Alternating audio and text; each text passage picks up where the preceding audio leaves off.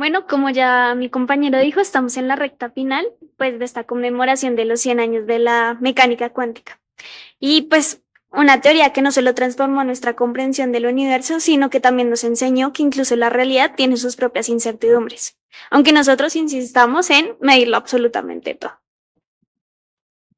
Muy bien, pues es que es un honor presentarles a ustedes el profesor Miguel José Rico, físico colombiano con una destacada trayectoria en el estudio teórico de materiales mediante métodos de primeros principios, en especial a través de la teoría del funcional de la densidad.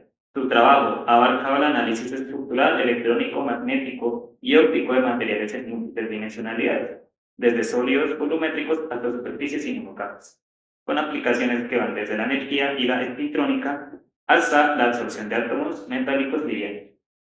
Un recordatorio de que en física, incluso los sistemas más complejos pueden comportarse de manera explícitamente calculable, siempre y cuando uno tenga suficiente paciencia computacional,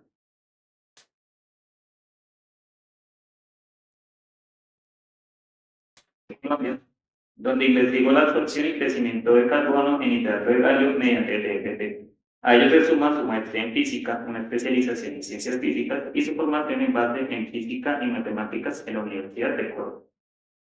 Actualmente se desempeña como profesor asociado del programa académico de física de la Universidad Distrital, donde continúa explorando los secretos electrónicos de la materia y con la rigurosidad que exige la teoría. Hoy nos acompaña con su charla Hamiltoniano electrónico del sólido cristalino, una solución autoconsistente mediante DFT. Por favor, recibamos al profesor Miguel José Espinilla.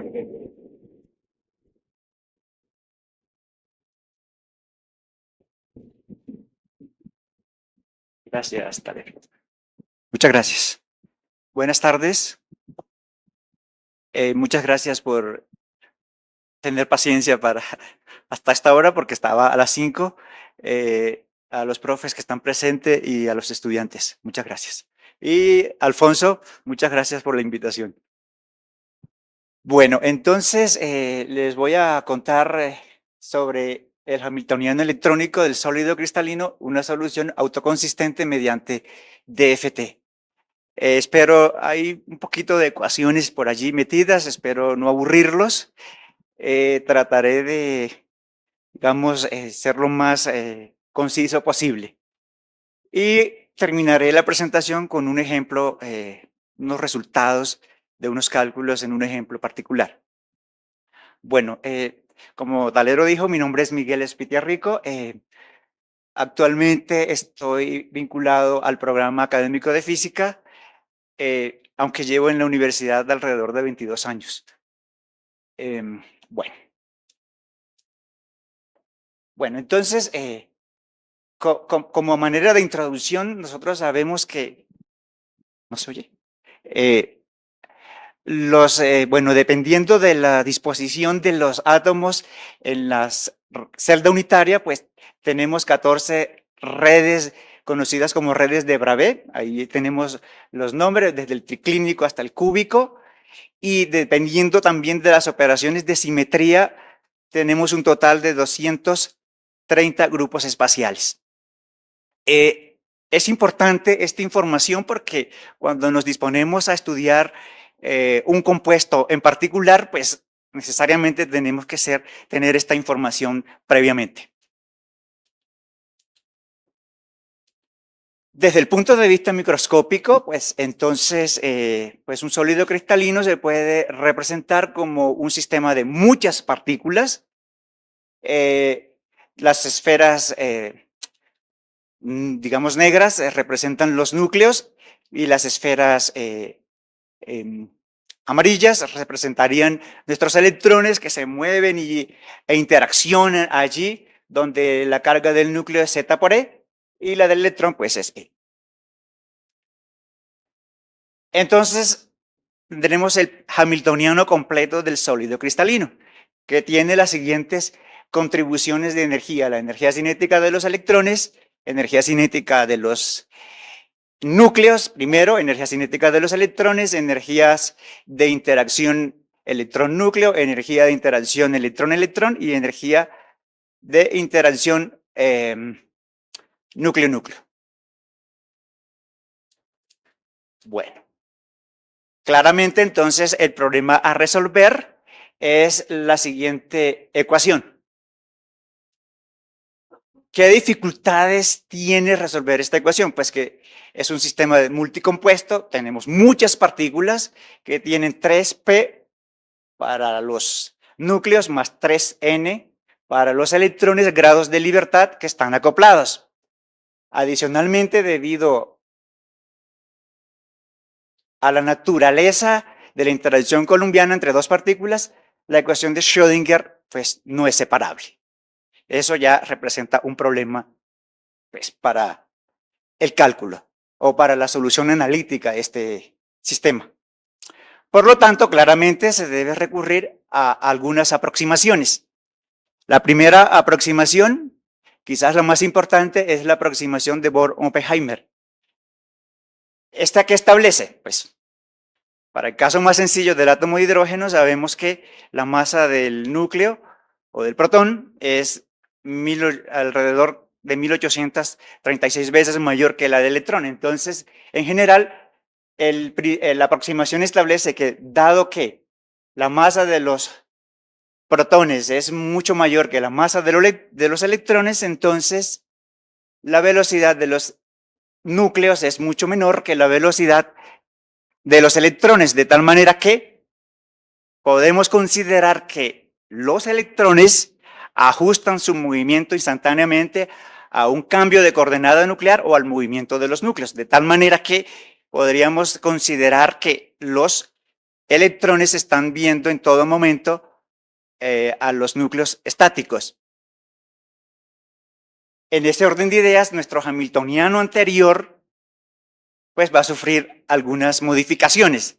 Entre esta es que vamos a despreciar el término de interacción de energía cinética, el término de energía cinética asociado a los núcleos, y este término de energía potencial de interacción núcleo-núcleo pues será una constante. Así las cosas, entonces esta aproximación nos permite separar el problema electrónico del problema nuclear y podemos entonces resolverlos, digamos, por separado. ¿Qué nos queda entonces ahora? Que nuestro hamiltoniano, que ahora sí puedo decir electrónico, está constituido por estas contribuciones: la energía cinética de los electrones, la energía potencial de interacción electrón-electrón y la energía potencial de interacción electrón-núcleo, que de ahora en adelante las llamaré como T, B sub EE y B externa.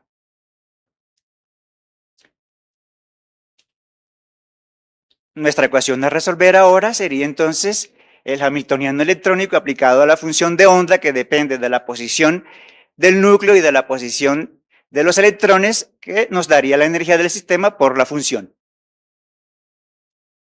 Bueno, ¿qué es lo que ocurre cuando hicimos la aproximación entonces de Bohr-Oppenheimer? Que vamos a resolver esa ecuación para una red clitarina, digamos, estática, porque como dijimos antes, en todo momento los electrones están viendo que los núcleos están en reposo, de tal manera que cuando se resuelva el hamiltoniano, las posiciones de los núcleos entran en la solución como parámetros fijos. ¿Qué tenemos ahora? Pues tenemos un sistema de muchos electrones y no de muchos núcleos, y la información específica del sistema cristalino que estemos resolviendo estará incluida en el término de interacción electrón-núcleo.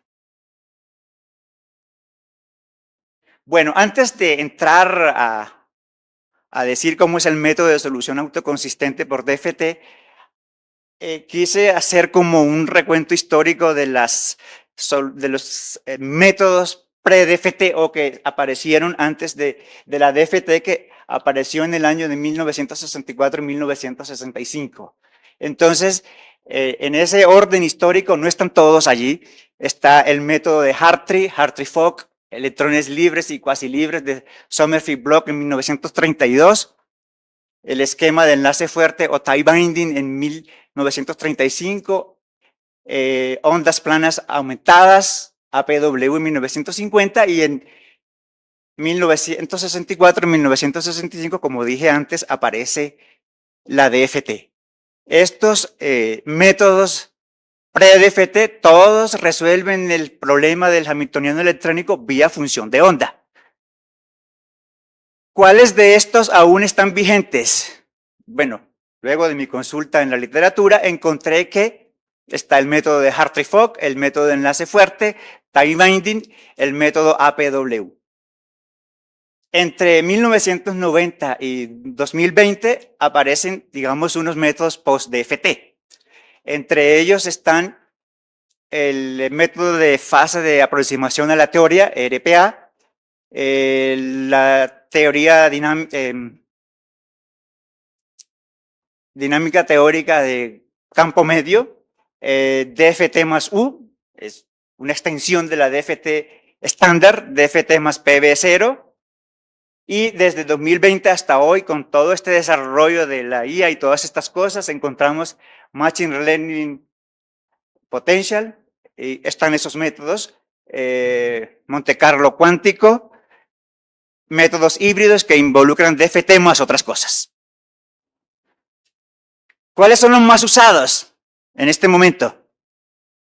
Está la DFT más U, la PB más 0, de acuerdo a esas referencias, alrededor del 90% de las publicaciones aún se hacen en cálculo de propiedades físicas de materiales utilizando esas metodologías, y está los métodos post-DFT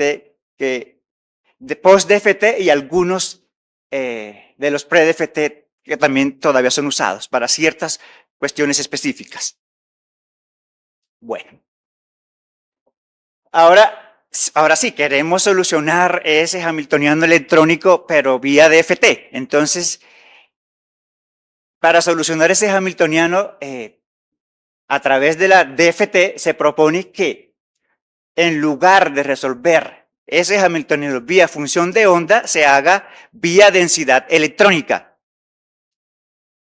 De tal manera que la energía del sistema será ahora un funcional de la densidad electrónica.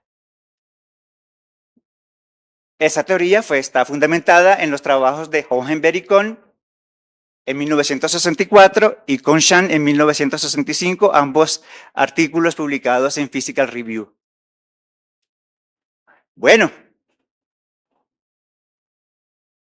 digamos que la base teórica o conceptual, el soporte teórico de la DFT se encuentra en el trabajo de Hohenberg y Kohn de 1964 y consiste básicamente en dos teoremas. El primer teorema es el teorema de la existencia, que en muchos textos o artículos o cosas le dicen, lo nombran como de existencia y unicidad, con lo cual yo estoy de acuerdo. ¿Y qué es lo que establece? Que si tenemos un sistema de n partículas que interactúan bajo la opción de un campo o un potencial externo, pues habrá una correspondencia 1 a 1 entre la densidad electrónica del estado base y ese potencial externo. Yo sé que a veces, digamos, interiorizar esas cosas no es tan fácil, así de golpe. Entonces, voy a intentar explicar lo que dije allá con esta figurita de acá. Aquí tenemos una estructura cúbica centrada en el cuerpo que tiene dos átomos.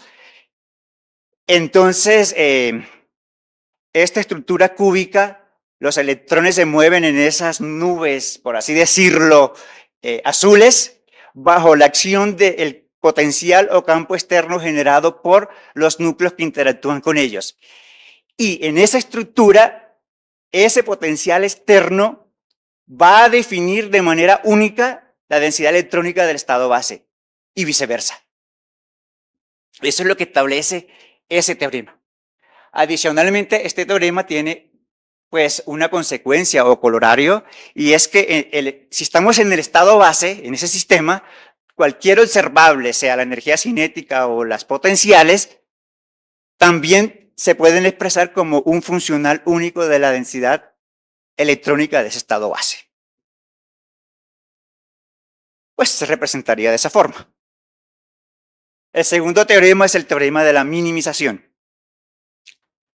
Entonces, lo que dice este teorema es que si tenemos una densidad de prueba en un sistema, siempre se va a cumplir esta desigualdad. ¿Y qué es lo que está diciendo esa desigualdad? Que ese sistema tendrá la energía mínima cuando este funcional de energía se evalúe justamente en la densidad electrónica del estado base. El valor mínimo de la energía para un sistema se consigue justo en la densidad electrónica del estado base. Cualquier otro valor de energía en otra densidad será siempre mayor. Pues es lo que está dicho ahí. Así que el hamiltoniano electrónico a resolver pues será el que teníamos anteriormente. Ahora bien, teniendo en cuenta los teoremas 1 y 2, el funcional de energía lo podemos escribir de esta forma, como el valor esperado del hamiltoniano aplicado a estas funciones de onda. Reemplazamos el hamiltoniano y separamos este hamiltoniano en una parte que depende únicamente de la información de los electrones, porque acuérdense, T es la energía cinética de los electrones y ese es el término de interacción electrón-electrón. Entonces, este término de aquí depende únicamente de la información de los electrones y se le conoce con el nombre de funcional universal o de Hohenberg-Kohn. Mientras que el otro es el que contiene la información explícita del sistema que estamos trabajando. Bueno, ahora sí, ¿cómo resolver o cuál es el método que propone la DFT para resolver ese hamiltoniano electrónico?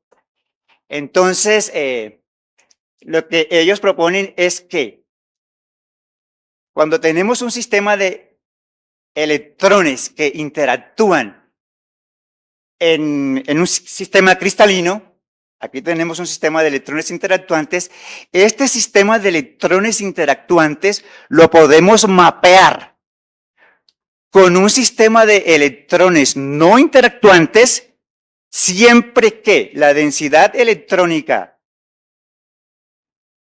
del estado base del sistema de electrones interactuantes sea igual a la densidad electrónica del sistema no interactuante y ambos coincidan en el estado base.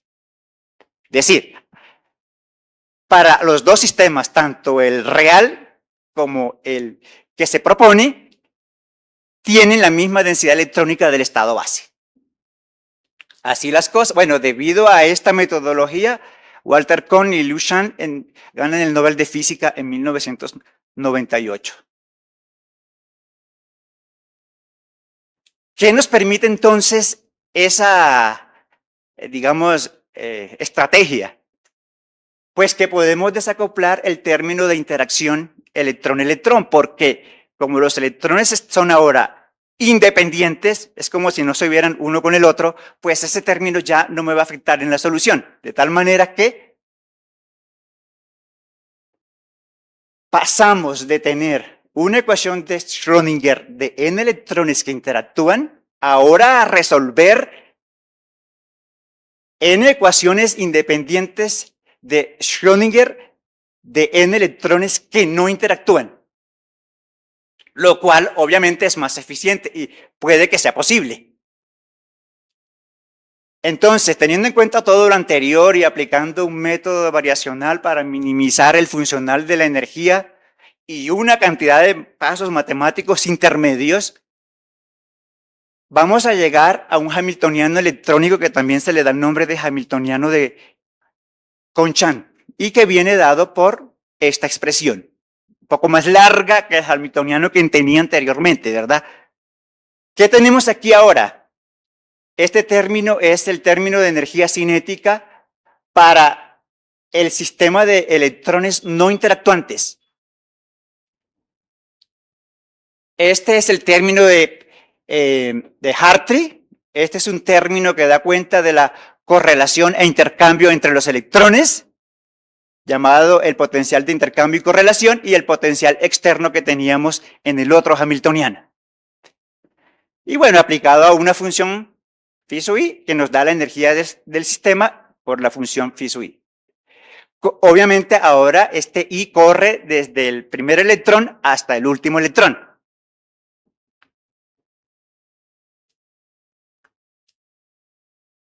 Donde como observamos aquí también en el proceso matemático, todos los observables quedaron ahora dependiendo de la densidad electrónica. Y esta densidad electrónica se define de esta manera, donde estas funciones se le llaman funciones de Kohn-Cham.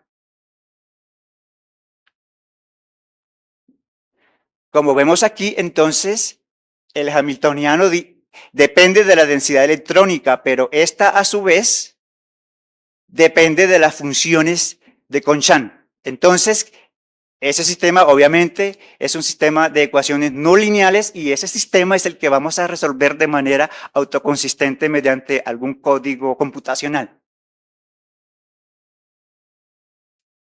Entonces, ¿qué es autoconsistencia? Pues lo que dije en la diapositiva anterior, básicamente es lo que está escrito acá. ¿Cómo se hace esto? Pues allá en el programa que estemos haciendo, pues lo voy a presentar aquí de forma digamos, muy resumida, porque cada código que uno utilice para resolver esas ecuaciones de Kohn-Cham tienen detalles particulares pues diferentes. Entonces, esto es como una descripción general de lo que hace a grandes rasgos cada uno de esos códigos. Entonces, ¿qué se hace? Se inicia con una densidad electrónica de prueba, que viene a formar mi entrada. Se calcula el potencial de Hartree y el potencial de intercambio y correlación. Se resuelve el hamiltoniano de Kohn-Cham para cada una de las ecuaciones de los electrones presentes en el sistema.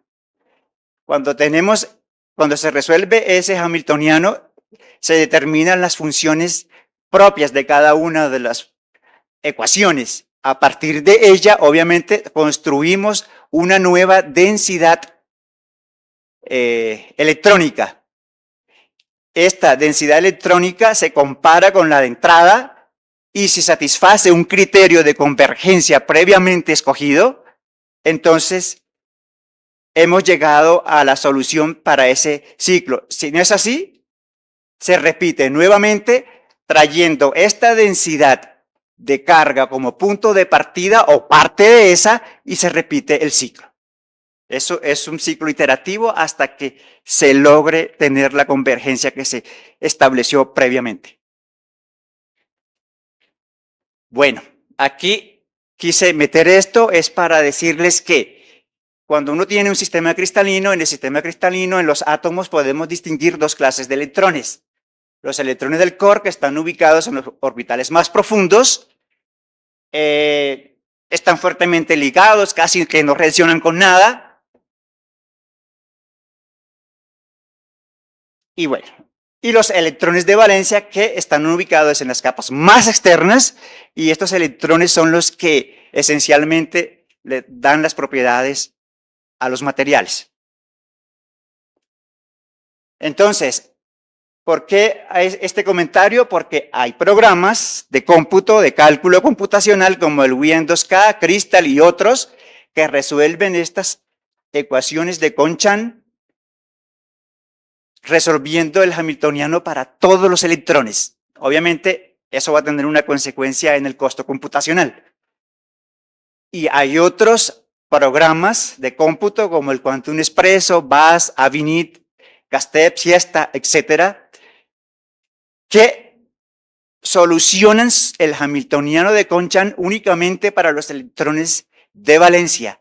La contribución al hamiltoniano total se hace a través de pseudopotenciales. Bueno, un resultado particular es el siguiente. En este trabajo titulado Investigación teórica de las propiedades magnéticas del nitruro de boro hexagonal dopado con metales de transición, encontramos estos resultados. Bueno, aquí esta es la celda unitaria. No es la que se utilizó para hacer este cálculo porque para hacer esos dopados necesitamos una celda más grande, con más átomos, para lograr ciertas concentraciones particulares que se querían en ese trabajo. Esta es la celda unitaria para mostrar solo estos resultados que están en la tabla. Donde en la figura se muestra, por ejemplo, la longitud de enlace boro-nitrógeno, las constantes de red, que están que fueron calculadas utilizando el código computacional Quantum Espresso. Entonces, solo voy a leer una de las filas para no demorarme tanto. Entonces, por ejemplo, la constante de red A calculada fue de 2,575 Armstrong. Otros autores reportan estos valores y el valor calculado experimentalmente es de 2,5. ¿Por qué traigo digamos, este ejemplo? Es porque a pesar de que los cálculos se hacen a temperatura cero, sin perturbación de temperatura, porque eso implicaría otro cálculo que no sería con los resultados que se obtienen a temperatura cero van más allá y que pueden ser comparables con los que se miden experimentalmente en el laboratorio a temperatura ambiente y quizás más allá. Entonces, esa es una de las cosas por la que la DFT es una de las más usadas para el cálculo de propiedades físicas de materiales, porque sus resultados, aun cuando son a temperatura cero, se comparan con reportes que fueron hechos a temperaturas finitas, digamos. Y bueno, esa es la revista donde se publicó ese trabajo, es ya un poco viejito. Y las referencias, y muchas gracias.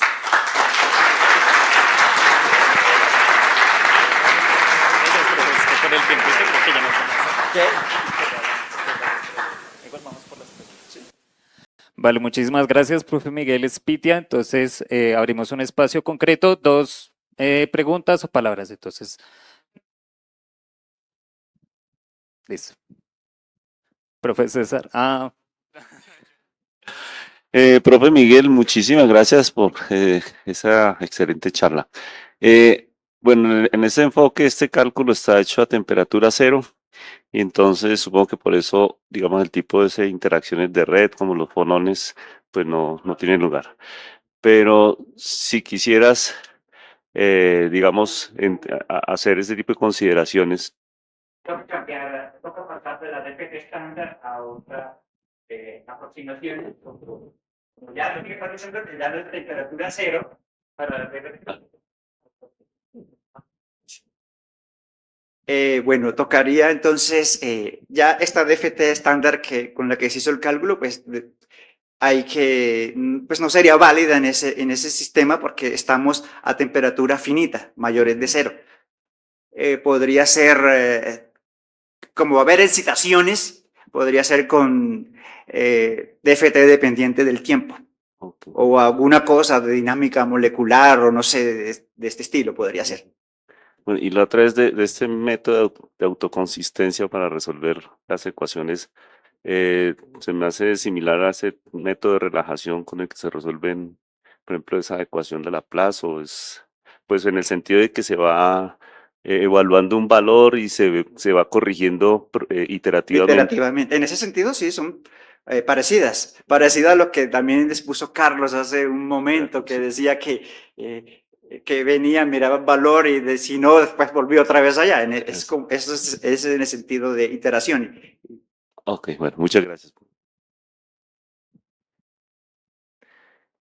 No, Miguel, primero agradecerle y segundo quería preguntarle lo siguiente. Usted, digamos que en la disertación habla de FT, nos habla de método computacional y pues digamos que me gustaría que nos hablara un poco, pues vimos que parece ser que FT es como lo más utilizado en ciencia de materiales en términos de una implementación computacional para estudio de materiales.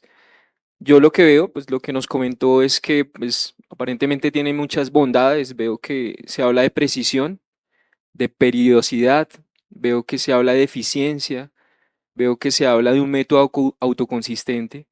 No sé, me gustaría que nos hablara cuál es el límite de DFT. Debe tener un límite, cuáles son obviamente nos habló de sus bondades, pero seguramente hay unos límites en los cuales nosotros deberíamos replantear, combinarla bien, usted lo comentó allá, con unas técnicas complementarias o incluso más avanzadas, porque finalmente un método computacional tiene unos límites, tiene unos problemas a los cuales que podemos abordar y otros que sencillamente hay que redireccionar con otras técnicas. Me gustaría que hablara un poco de eso. Bueno,